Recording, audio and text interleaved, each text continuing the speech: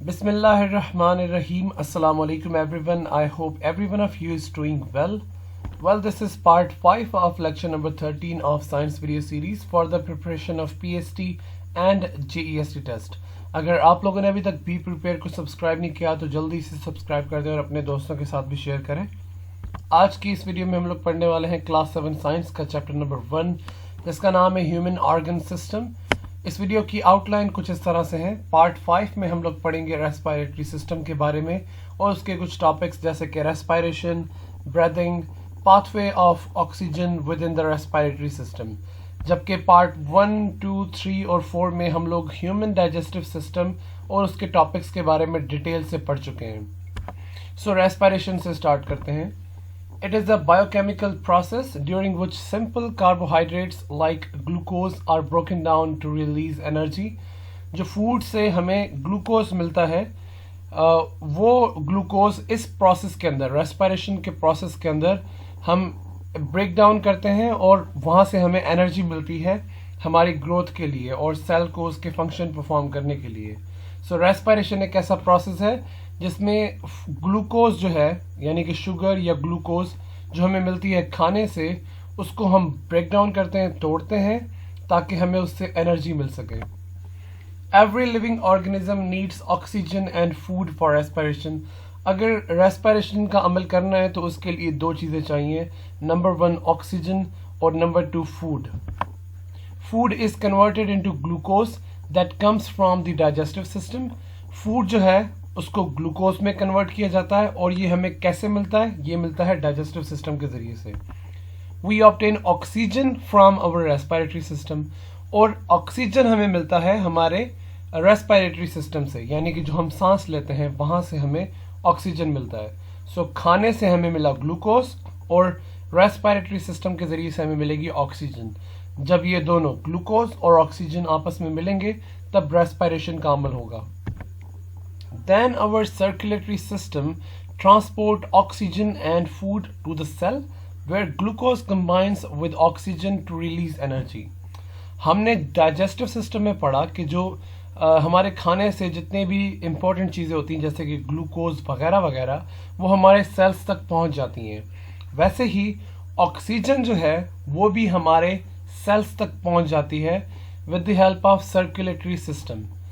जब circulatory system के जरिए से ऑक्सीजन हमारे सेल्स तक पहुंच जाती है और डाइजेस्टिव सिस्टम के जरिए से ग्लूकोज भी हमारे सेल्स तक पहुंच जाती है तो एक सेल के अंदर ऑक्सीजन और ग्लूकोज दोनों का रिएक्शन होता है और हमें जो प्रोडक्ट मिलता है वो है energy.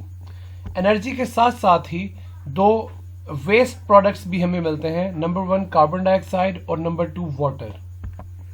The whole process of respiration can be represented by word equation, जो कि ये है जब ग्लूकोज और ऑक्सीजन आपस में मिलते हैं एक सेल के अंदर तो हमें 3 चीज़ें मिलती हैं। सबसे इम्पोर्टेंट है एनर्जी जो कि हमारी ग्रोथ के लिए, हमारे फंक्शंस, बॉडी फंक्शंस को परफॉर्म करने के लिए ज़रूरी है, और बाकी बचा कार्बन डाइऑक्साइड जिसे हम एक्सेल कर देते हैं फौरन ही, और थर्ड है water. Respiration involves 2 processes. Number 1 breathing, number 2 gaseous exchange.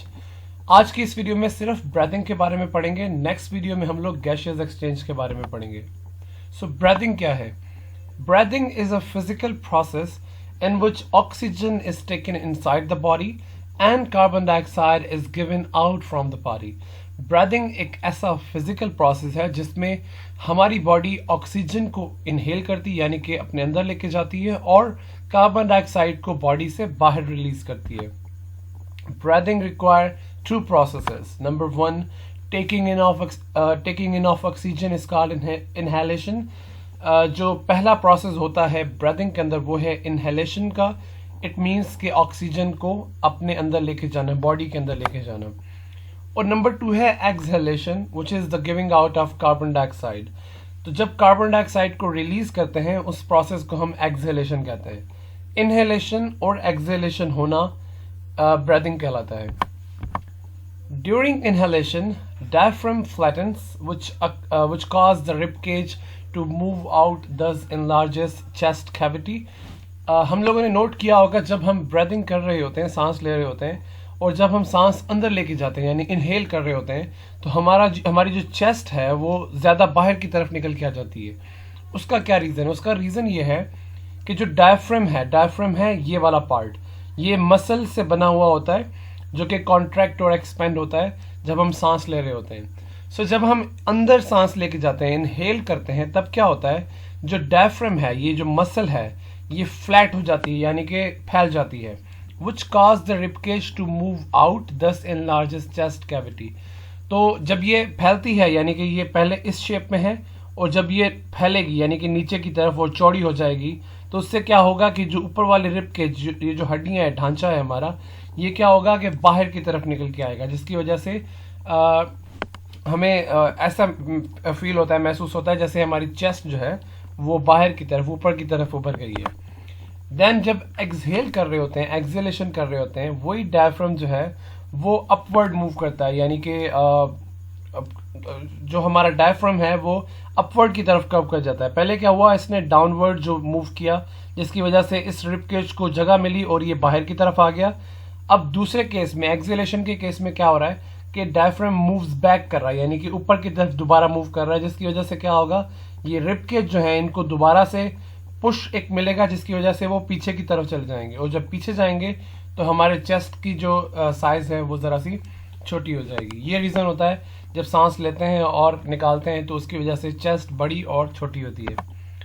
अब पाथवे क्या है ऑक्सीजन का, जब रेस्पिरेटरी सिस्टम के अंदर कौन कौन से पार्ट्स से गुजर के जो है वो ऑक्सीजन जो है वो हमारे सेल्स तक पहुंचती है। सबसे पहले नोस्ट्रल्स, हमारी नाक की जो दो नालियां हैं उससे जो ऑक्सीजन है वो हमारे बॉडी के अंदर इनहेल होती है।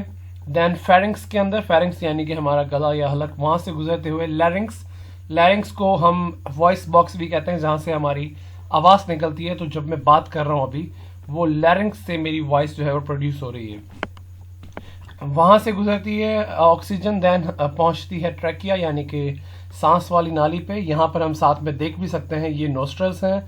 उसके बाद ये वाला जो पोर्शन है ये वाला फेरिंग्स है।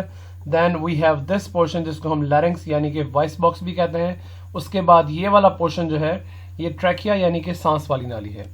उसके बाद है ब्रोंकी और ब्रोंक्यूल्स। इसके लिए मैं दूसरी इमेज जो कि ज़रा सी जूम की हुई है वो ले रहा हूँ। अब जब ये सांस वाली नाली यानी कि ट्रैकिया यहाँ पर पहुँचती है, सो एक लेफ्ट साइड पे लंग है और एक राइट साइड पे। लेफ्ट और राइट में ये जो नाली आप देख रहे हैं, लेफ्ट में जाने के लिए भी एक सेपरेट नाली होगी और राइट में जाने के लिए भी एक सेपरेट नाली होगी, यानी कि ये ट्रैकिया दो हिस्सों में डिवाइड हो रही है। उस एक नाली को हम कहते हैं ब्रोंकी या ब्रोंकस। ब्रोंकी जो है वो जमा में है, सो ब्रोंकस कहते हैं हम उसको, एक नाली को। अब ये ब्रोंकस जब आगे जाती हैं तो मजीद छोटी छोटी नालियों में कन्वर्ट हो जाती हैं जिनको हम ब्रोंक्यूल्स कहते हैं। सो सबसे पहले एयर गई नोस्ट्रल्स में, देन फेरिंग्स में, ऑक्सीजन मींस ऑक्सीजन गई नोस्ट्रल्स में, फिर फेरिंग्स में, फिर लैरिंग्स में, देन ट्रैकिया में, देन ब्रोंकी में और ब्रोंक्यूल्स में। लास्ट में एक चीज आती है एल्वियोली। इसके लिए इस इमेज को जरा सा और जूम करना पड़ेगा। So here we go.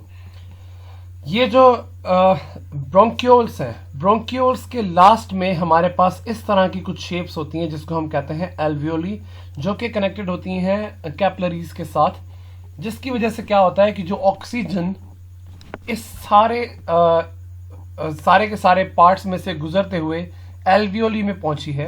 Alveoli से वो गैस डिफ्यूज होती है और ऑक्सीजन जो है वो डिफ्यूज होता है और हमारे ब्लड के अंदर जाके शामिल हो जाता है। From blood oxygen then transfers to all body cells. जब यहां से निकल के उन कैपिलरीज में जाती है ऑक्सीजन, उसके बाद वो ब्लड में शामिल हो जाती है और ब्लड में शामिल होने के बाद तमाम के तमाम बॉडी के जितने भी सेल्स हैं वहां तक पहुंच जाती है।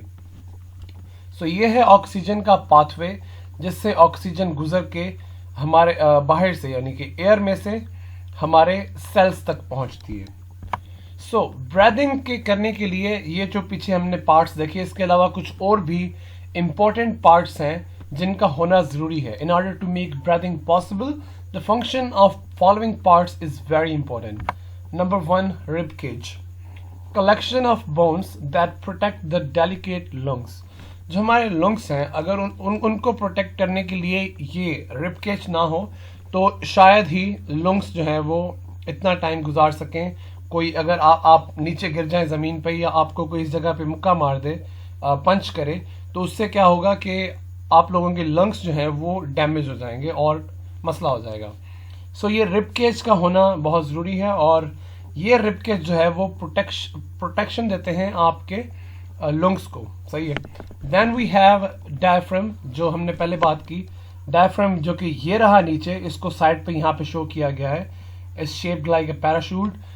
ये जो है ये एक मस्कुलर शीट है, मसल्स से बनी हुई एक शीट है जो कि सपोर्ट करती है बेसिकली आपके लंग्स को। Then we have thoracic cavity और चेस्ट कैविटी जिसे हम कहते हैं, विच प्रोटेक्ट्स रेस्पिरेटरी सिस्टम। अब हमारे बॉडी में डिफरेंट जो हैं वो कैविटीज हैं। कैविटी कहते हैं खाली जगह को, एम्प्टी स्पेस को।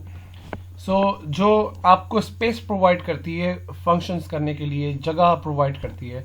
बेसिकली ये जो हम सामने देख रहे हैं ये हमारी कैविटी है, जिसके अंदर then we have diaphragm, rib cage और फिर हमारे लंग्स उस कैविटी के अंदर हैं। कैविटीज बॉडी की और भी बहुत सारी हैं, जैसे कि एब्डोमिनल कैविटी। अगर कोई आपसे पूछे कि हमारी बॉडी में सबसे बड़ी कैविटी कौन सी है, so the answer is abdominal cavity.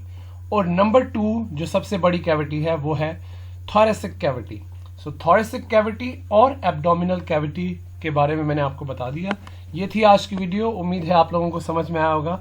अगर आपको आज की वीडियो पसंद आए तो इस वीडियो को लाइक करें, अपने दोस्तों के साथ शेयर करें, और अगर इस चैनल पर नए हैं तो इस चैनल को सब्सक्राइब करना मत भूलिएगा। आपसे मुलाकात होगी इंशाल्लाह अगली वीडियो में। अल्लाह हाफिज़।